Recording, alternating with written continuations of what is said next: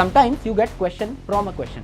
इन actual ये 180 सवाल नहीं है, ये 720 अलग अलग प्रकार के मार्क्स हैं जो आपको जुटाने हैं। कई बार ऐसा हुआ है कि पिछले कई सालों के ऑप्शन से एक नया क्वेश्चन बना है। यह हमारा सबसे बड़ा हथियार है, it is our weapon.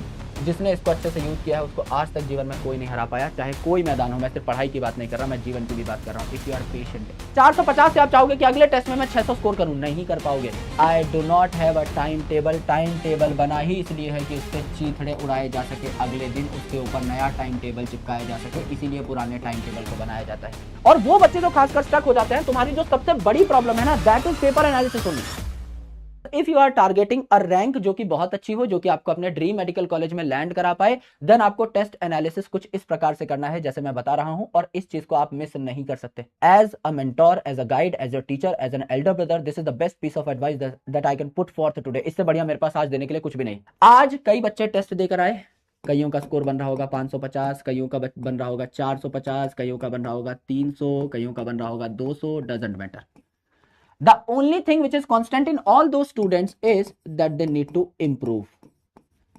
Even if a student is scoring 700 marks, अगर आपका स्कोर है, लेट्स से कोई R स्टूडेंट है, कोई S स्टूडेंट है, कोई P स्टूडेंट है, लेट्स से यहां पर इसका स्कोर जो है ये आ रहा है 710, तो भी तो मेरे भाई इंप्रूवमेंट का स्कोप है ना।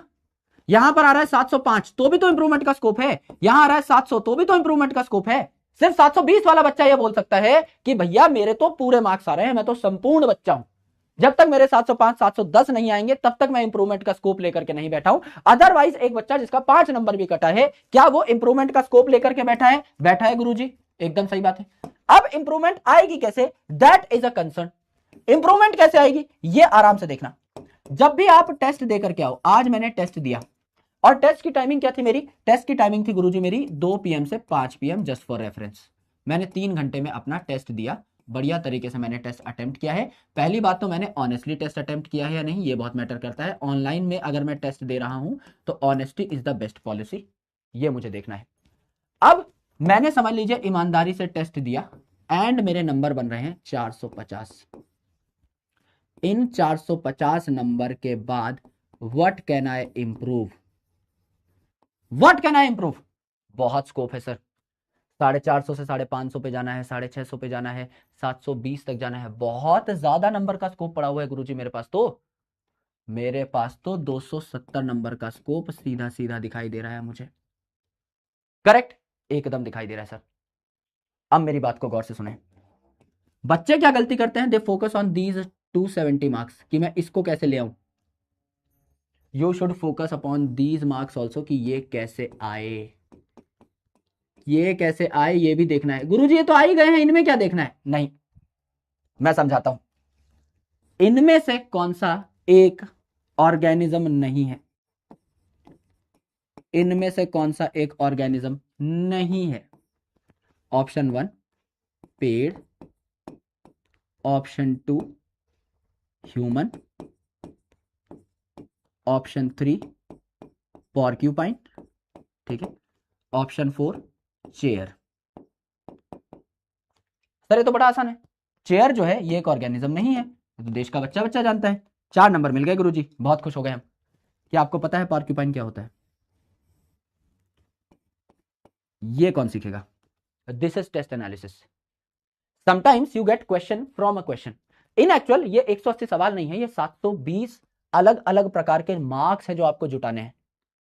180 सवाल जो है एक्चुअल में इनमें 720 डिफरेंट ऑप्शंस हैं, और हर ऑप्शन से सवाल बनाना अगर आप सीख गए तो हर पेपर से आप 720 नए क्वेश्चंस ट्राई कर सकते हैं rather than 180, which will make you very very wise, क्योंकि आप 4x प्रैक्टिस कर पा रहे होंगे बाकी एवरेज बच्चों के कंपैरिजन में। कई बार ऐसा हुआ है कि पिछले कई सालों के ऑप्शन से एक नया क्वेश्चन बना है। अगर आपने इस पैटर्न को नोटिस किया है तो you will definitely align with me. अगर आप PYQ सॉल्व करते हैं तो ऐसा कोई ऑप्शन जो 2013 में पूछा गया था क्वेश्चन, उसके ऑप्शन के फॉर्मेट में एक चीज पूछी गई थी जो आपका पलट करके सवाल 2015 में बन के आ गया। लाइकवाइज 2016 में कोई ऐसा ऑप्शन था जो कि उठ करके 2020 में सवाल बन के आ गया। ऐसा होता है।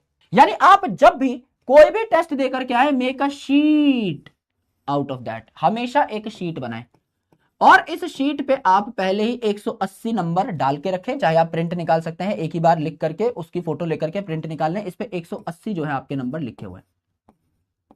अब हर क्वेश्चन का आपको पैटर्न देखना है। कि कोई क्वेश्चन मेरा सही हुआ तो क्यों हुआ, कोई क्वेश्चन सही नहीं हुआ तो क्यों नहीं हुआ। बिकॉज गलती करने की ना एक एबिलिटी होती है आपकी, एक पैटर्न होता है, और वो जो पैटर्न है वो रिपीट करते हो आप। हर चीज का पैटर्न है इस पूरे यूनिवर्स में, आपकी गलती करने का, आपका पढ़ने का, मेरा पढ़ाने का एक पैटर्न है, एक तरीका है। उस तरीके से हम लोग भाग नहीं सकते, उसकी हमें हैबिट बनानी पड़ती है। तो सिमिलरली अगर आपके यहाँ 450 नंबर आए हैं, दूसरी गलती हम लोग सबसे पहले क्या करते हैं, पहले तो हम जो नंबर कट रहे हैं उन पे ज्यादा फोकस करते हैं, जो नंबर आ रहे हैं हमारे इस पे भी फोकस करना चाहिए। गलती नंबर 1। गलती नंबर 2 क्या है, गलती नंबर 2 है कि हम लोग ना क्वांटम लीप लेना चाहते हैं। क्वांटम लीप लेने से पजामा फट जाता है। क्वांटम लीप मतलब सीधा छलांग मारे, 2x 3x 4x, this is quantum leap. Quantum leap कभी काम नहीं आती। क्यों? क्योंकि 450 से आप चाहोगे कि अगले टेस्ट में मैं 600 स्कोर करूं, नहीं कर पाओगे। क्यों? एबिलिटी नहीं है, टेंडेंसी नहीं है। लेकिन अगर मेरे भाई, अगर आप कहें कि 450 से मुझे 460 स्कोर करना है, is it a tough score to cater? बताओ। गुरुजी ओएमआर गलत भरने के साथ साथ कुछ मुझसे चिल्ली मिस्टेक हो गई, मैं तो सवाल को ठीक से पढ़ा नहीं, या गुरुजी कोई ऐसी चीज थी जो आउट ऑफ द बॉक्स थी, मुझे समझ में नहीं आई थी क्लास में, बाद में जब मैं रजिस्टर जाके देखा तो मुझे समझ में आ गई। कोई ऐसी चीज थी जो एनसीईआरटी के बाहर थी, अब एनसीईआरटी के बाहर वाले पॉइंट को मैंने नोट कर लिया अपने नोट्स में, अगली बार ऐसा कोई सवाल आएगा तो इसके चीथड़े उड़ा दूंगा, अगली बार सेम गलती नहीं होगी। या मैंने क्वेश्चन में नॉट नहीं पढ़ा, ऑल नहीं पढ़ा, सम नहीं पढ़ा, मोस्ट नहीं पढ़ा, नन नहीं पढ़ा, क्या ये सारी की सारी ग्रामेटिकल मिस्टेक मुझसे हो गई? मैंने रिवीजन ही नहीं किया था, मेरी ही गलती है, मुझे याद ही नहीं आया क्वेश्चन, मैं 2 ऑप्शन में कंफ्यूज हो गया। अगर ये आप सारे के सारे रीजन ईमानदारी से लिख दोगे, so there are not more than 7-8 reasons जिससे ज्यादा आप गलती कर पाओ। ये 7-8 रीजंस ही होते हैं जो बच्चे गलतियां करते हैं, इससे ज्यादा रीजन बने ही नहीं है दुनिया में। ये हमारा सबसे बड़ा हथियार है, इट इज आवर वेपन। जिसने इसको अच्छे से यूज किया है उसको आज तक जीवन में कोई नहीं हरा पाया, चाहे कोई मैदान हो। मैं सिर्फ पढ़ाई की बात नहीं कर रहा, मैं जीवन की भी बात कर रहा हूं। If you are patient, if you have done your work and if you are patient for results, the result will definitely fall in your favor। हम कई बार क्या करते हैं, गड्ढा खोदते रहते हैं, लगता है भाई अब बहुत हो गया, भाई अब नहीं, भाई इससे ज्यादा मेरा इनपुट नहीं है, मुझे पानी नहीं मिल रहा। हो सकता है पानी 5 फीट ही और दूर हो, लेकिन आपने उस टाइम पे गिव अप कर दिया जहां रिवॉर्ड सबसे पास था। और वो बच्चे जो खासकर स्टक हो जाते हैं, तुम्हारी जो सबसे बड़ी प्रॉब्लम है ना, that is paper analysis only. It is a competition, you need to understand this thing very well, कि बहुत ज्यादा पढ़ने से सिलेक्शन नहीं होगा मेरे भाई, बहुत कंसाइज चलना पड़ेगा, और उस कंसाइज चीज को मल्टीपल टाइम्स पढ़ना पड़ेगा, अलग अलग फॉर्मेट में, जिससे तुम बोर ना हो। I do not have a time table. Time table बना ही इसलिए है कि उसके चीथड़े उड़ाए जा सके, अगले दिन उसके ऊपर नया टाइम टेबल चिपकाया जा सके, इसीलिए पुराने टाइम टेबल को बनाया जाता है। 5 AM वेकअप, कुछ नहीं होना भाई।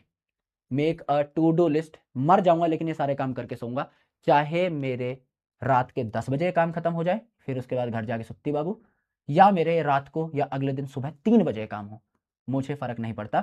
If I have 10 different task in my to do list, I will be doing them all, and this is a better practice because you can iterate that. Time table क्या iterate करोगे? गुरुजी 12 घंटे पढ़ने का सोच लिया है, मामा जी आकर बैठ गए, मम्मी ने कहा कि बीकानेरी भुजिया बीकानेर से जाकर लेके आओ मामा जी के लिए, भाई हो गया, लग गए टाइम टेबल के? हाँ गुरुजी। लेकिन अगर यहां पर मेरे 5 टास्क होते, अब मामा आए, चाचा आए, 5 टास्क हो गए, मेरे को पता है कल मामा जी आने वाले हैं, मैं 5 टास्क की जगह 3 टास्क ही लिखूंगा,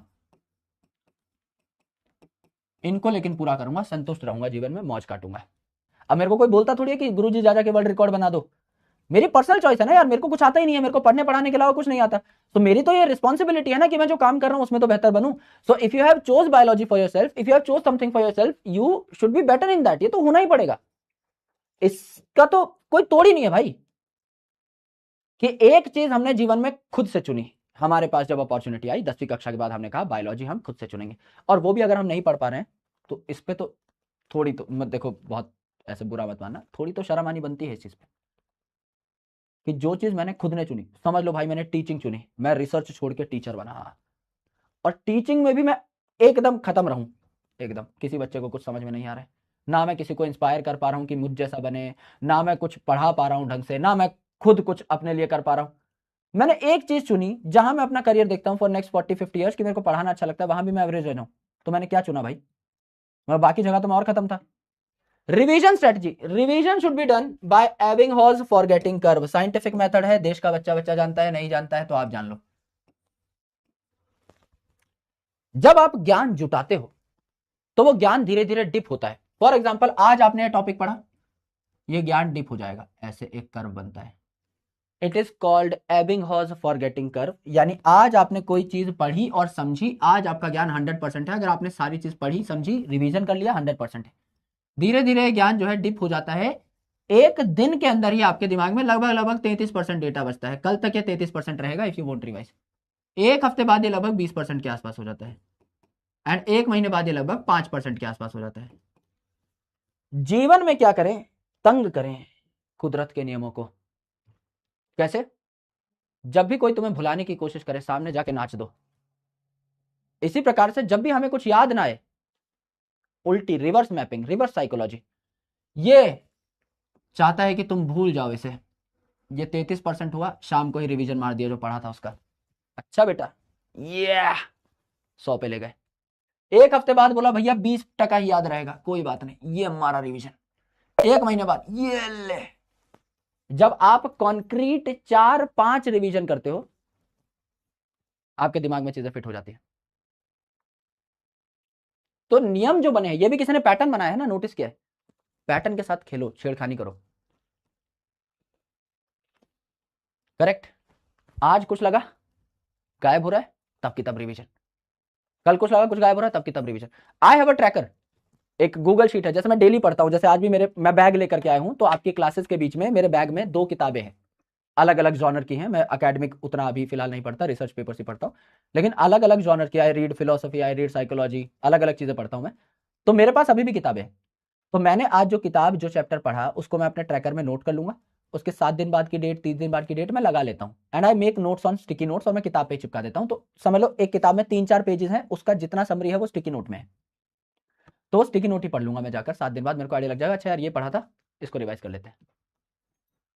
तो ऑटोमेटिकली चीजें सेट हो जाएंगी भाई दिमाग में। तो need to keep a track. मैं वही कह रहा हूँ यार, सब कुछ अगर if you can calculate something you can improve. If you can't calculate आज क्या पढ़ा कल क्या पढ़ा, अगर दिमाग में नहीं है, याद ही नहीं है कि मैं कर क्या रहा हूँ जीवन में, तो मेरे भाई वैसे ही समझ में नहीं आएगा तुमको। खुद को तो पता होना चाहिए ना कि मैंने किया क्या, कल क्या किया, आज क्या किया, कल क्या करूंगा, परसों क्या करूंगा। If you can track you can improve. तो समझ के रफ रफ रफ रफ लिखते रहो। काले पेज वाली कॉपी आती है ना, 10 रुपए में लूट लो वाली, उस पर rough rough rough rough scribble करते रहो, जिससे कि आपका टाइम वेस्ट ना हो। जितने जल्दी स्क्रिबल कर पा रहे हो, don't try to make very good notes. लेकिन एक बार समझ लिया, अब हो गया, शांति हो गई कि हाँ लेक्चर देख लिया, अब जब मेरे पास टाइम होगा कभी रात में दिन में बैठ के मैं नोट्स तो कभी भी बना लूंगा, तो कोई दिक्कत नहीं।